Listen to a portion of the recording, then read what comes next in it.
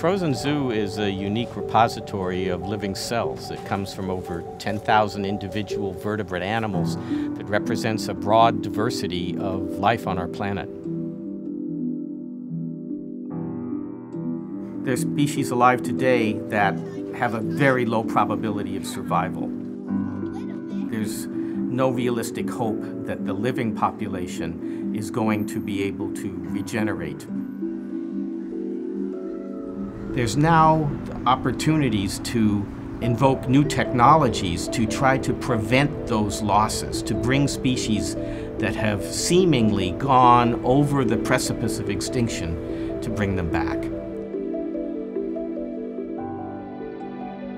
We've been collecting cells in the frozen zoo for over 30 years.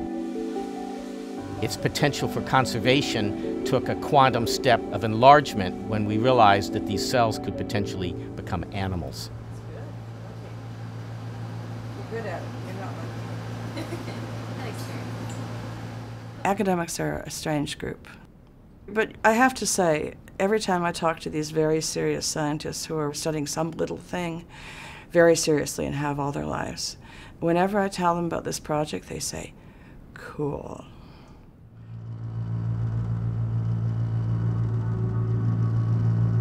It started at about 2008, and I just moved from the Burnham Institute to Scripps. And to celebrate all the hard work that the people in my lab had done, we decided we would go and do a safari in the Wild Animal Park. And I knew Oliver, so I arranged it with Oliver Ryder.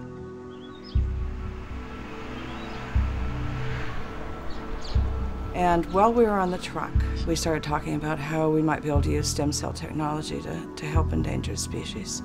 And by the time we got back, we'd realized that we'd actually had figured out how to do this, and that was to use this reprogramming technology on the skin cells that the zoo had collected since 1975. And we could reprogram them and make pluripotent stem cells out of them, which are cells that can be made into any cell type in the body.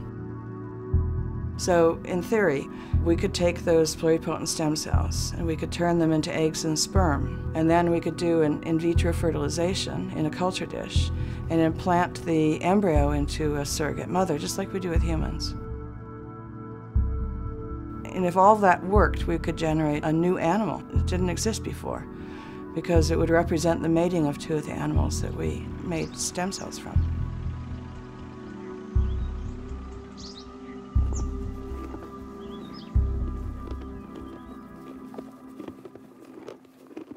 Most of the work done on reprogramming cells has been either done on rodents, the mouse, or it's been done on human cells. The rhinoceros was chosen because it's probably the only way to keep it from going extinct.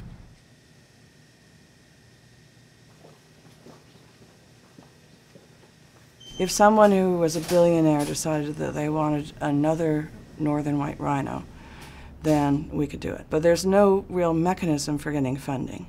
I think it's really a matter of what we think human beings are responsible for, and whether we feel like the other animals on the planet are our responsibility or not. I think we should do what we can to be able to rescue them. After all, we're the ones who are killing them off.